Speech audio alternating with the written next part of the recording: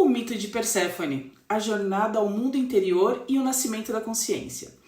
Entre todos os mitos da Grécia Antiga, poucos descrevem com tanta profundidade a transformação da alma quanto o mito de Perséfone. À primeira vista, trata-se apenas de uma história de uma jovem raptada por Hades e levada ao mundo dos mortos. Mas por trás dessa narrativa existe uma das maiores metáforas da humanidade sobre crescimento psicológico, amadurecimento e descoberta de si mesmo. Esse mito atravessou mais de 2000 anos porque fala de algo universal. Todos nós, em algum momento da vida, somos arrancados daquilo que conhecemos e obrigados a enfrentar um mundo completamente desconhecido. Perséfone representa a jornada inevitável em direção ao inconsciente. É uma história sobre perder a inocência, atravessar o sofrimento e retornar completamente transformado. Vamos ao nascimento da Perséfone. Ela era filha de Deméter, a deusa da agricultura, da fertilidade e das colheitas, e também filha de Zeus, rei dos deuses. Seu nome original era Core, palavra que significa simplesmente a jovem ou a donzela. Ela representa o início da vida, a inocência, a pureza, a filha protegida. Ela vive sob os cuidados da mãe, em campos verdes repletos de flores, sem conhecer sofrimento, morte ou separação. Esse primeiro momento simboliza a consciência infantil, um estado em que ainda não desenvolvemos uma identidade própria. Vivemos protegidos pelas estruturas familiares, pelas crenças herdadas e pela sensação de que o mundo é um lugar seguro. Mas nenhum ser humano permanece para sempre nesse jardim. Quando ela foi raptada, um dia ela estava colhendo flores e de repente ela encontra um narciso que tinha uma beleza extraordinária. Ao aproximar-se para colher o narciso, a terra se abre, Hades surge na sua carruagem negra e a leva para o submundo. Ela desaparece. Tudo acontece em segundos. O jardim silencioso transforma-se em vazio. Perséfone desaparece. Deméter escuta apenas o grito distante da filha. Então inicia uma das maiores buscas mitológicas. Deméter sofreu tanto que durante 9 dias e 9 noites percorreu o mundo inteiro procurando por Perséfone. Ela não dormia, ela não se alimentava, ela não descansava. Nenhum deus falava a verdade para ela. Até que finalmente Hélio, deus do céu, observa que Deus autorizou o casamento de Perséfone com Hades e, tomada pela dor, ela abandona o Olimpo. Recusa-se a cumprir sua função de fazer a terra produzir, as sementes deixaram de germinar, as árvores secaram, os rios diminuíram e o inverno tomou conta do mundo. E pela primeira vez a humanidade experimentou a fome. Mas os deuses fizeram uma negociação.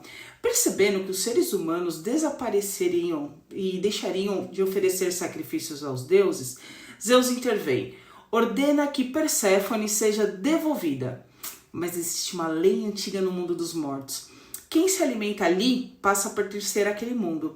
E antes de partir, Hades oferece a Perséfone sementes de romã e ela come 6 sementes. Esse pequeno gesto muda completamente o seu destino. Ela já não pertence apenas ao mundo da superfície.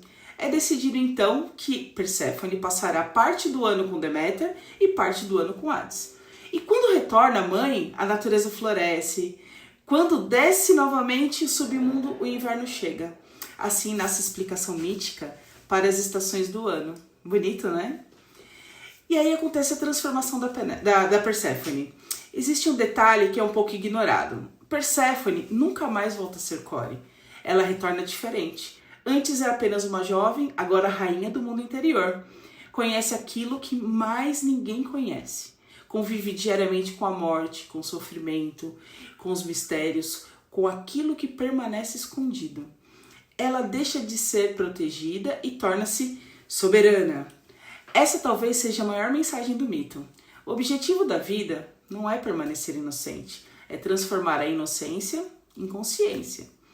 Isso traz um simbolismo, e principalmente o submundo, tá? O submundo representa o inconsciente. Não é apenas um lugar de mortos, é um lugar onde vivem nossos medos, nossos traumas, nossas emoções reprimidas, nossa sombra, tudo o que evitamos dentro desse território e preferimos permanecer na superfície da consciência. Mas a vida sempre encontra uma maneira de nos conduzir para baixo.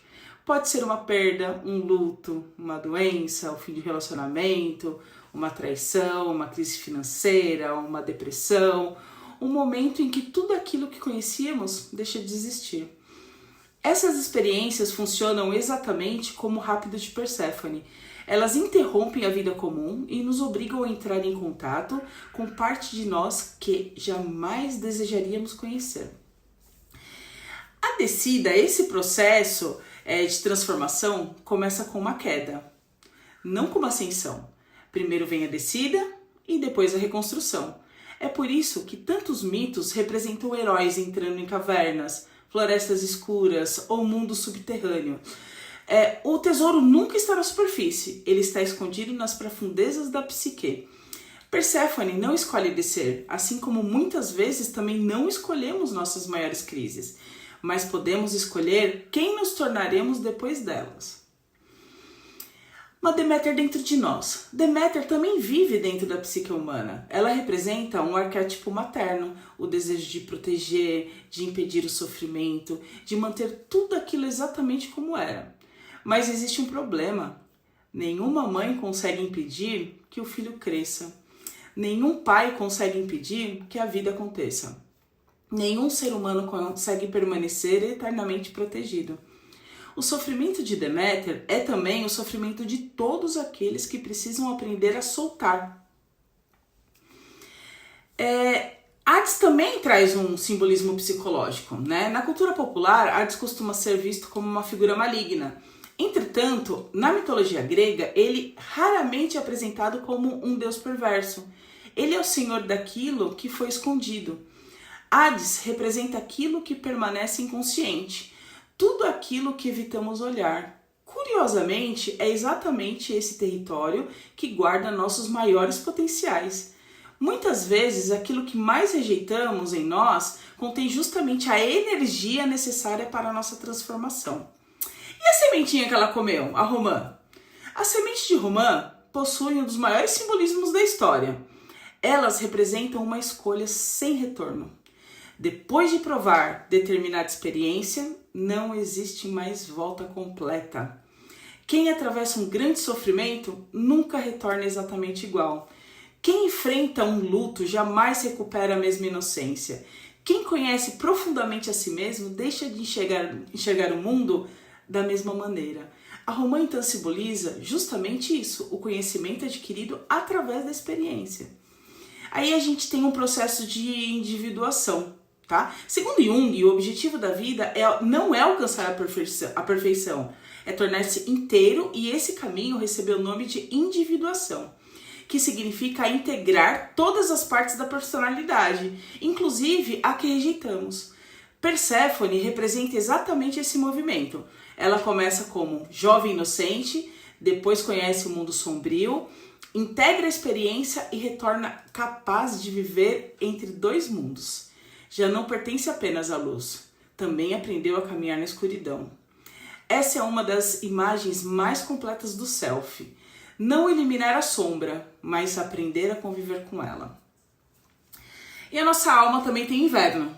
Todos nós passamos por invernos psicológicos. São períodos em que nada floresce. A criatividade desaparece, a esperança diminui, a vida parece perder sentido.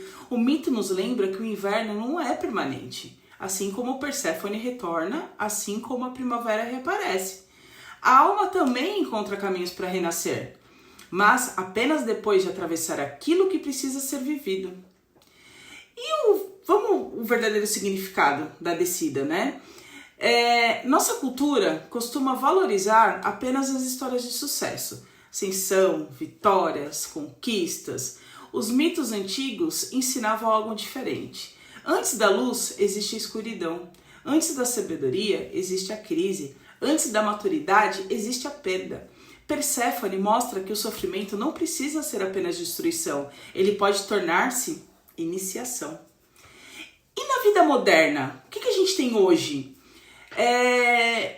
Literalmente, hoje ninguém pode ser levado literalmente ao mundo dos mortos, né? Nós conhecemos experiências semelhantes.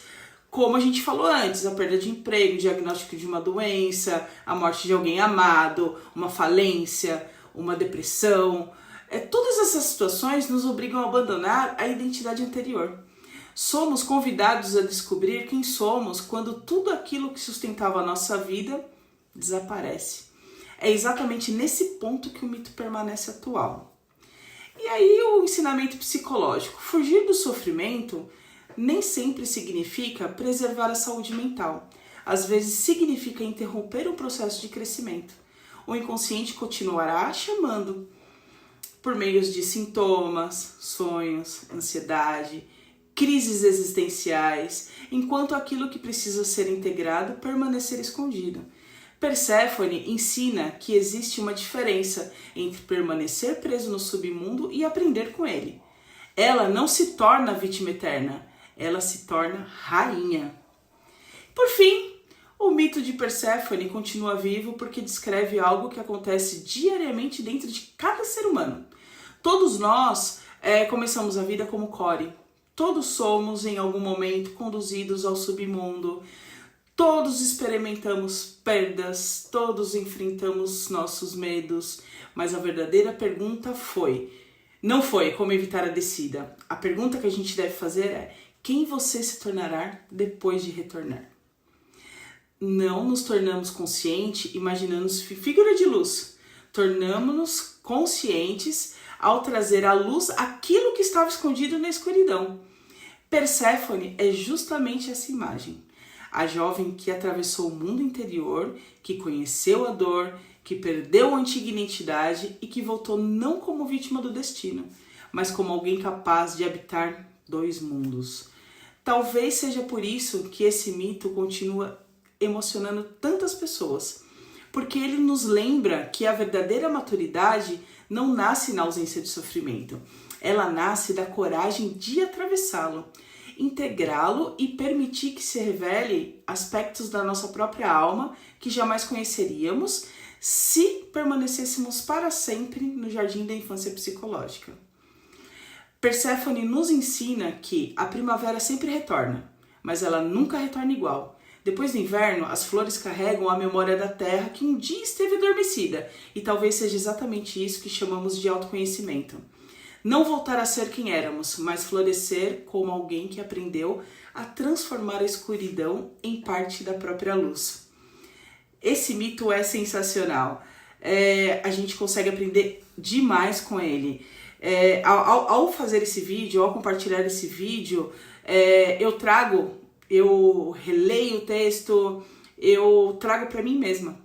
Sempre me serve de autoconhecimento e de ajuda em algum momento que a gente esteja atravessando.